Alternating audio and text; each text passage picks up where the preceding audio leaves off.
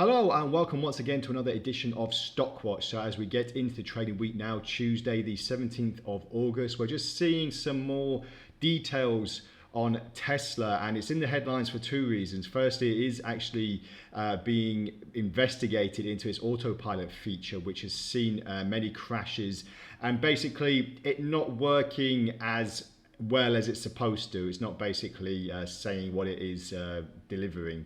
It has had a few crashes, and there has been times where it has been manipulated, where people were sitting in the passenger seat whilst the car was moving down a highway, and also it has been manipulated to drive itself, where Tesla and the regulatory watchdog has been said to confirm that there has to have a human presence behind the driver's seat at all times. It is not just for recreational purposes to drive and sit in the back or in the passenger seat, or even not have a passenger in the car at all. So it is being investigated under these problems that it has been having. So the assistive technology does allow the car to automatically steer, accelerate and brake, but like I said before, it does need a human physical presence.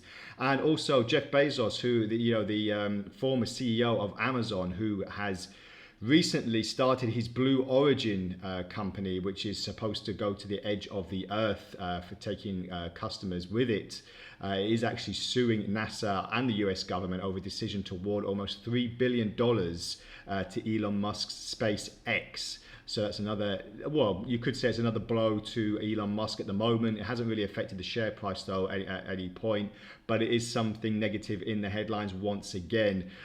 So the row does stem from a decision in April to hand the deal to one company, not two as expected, because of a funding shortfall. And all of a sudden $3 billion has come from NASA to fund Elon Musk's SpaceX. So we'll see what happens. Watch this space for that story to emerge even more. So just a quick look on Tesla in general. I just want to see what the opportunities are. We looked at it recently about a week ago because I wanted to see if it's going to have any more detrimental impact. Well, you could say from this recent peak we've had another slight bearish move to the downside. Obviously, I'm just looking to see, with the assistance of the Ichimoku cloud as well, if we're going to start breaking higher to these recent peaks that we saw roughly towards the $900 area, which would be quite significant.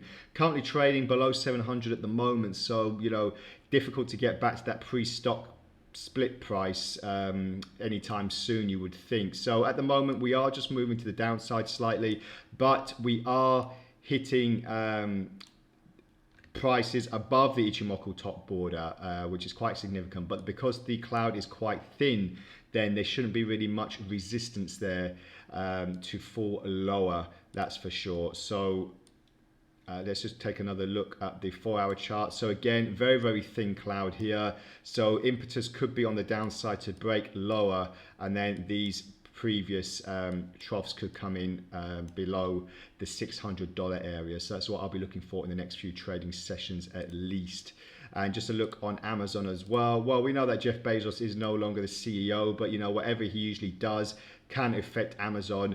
We had this detrimental fall when the earnings was released recently, and it says that the outlook for Q3 is not going to look that good. And as you can see, this is really starting to hit stock prices for Amazon as well. We're trading very far under the Ichimoku cloud as well, and this is on a 4-hour chart. I didn't bother bringing it back to a daily chart because this is the main focal point that I want to just focus on at the moment today. So we are looking at a descending channel at the moment.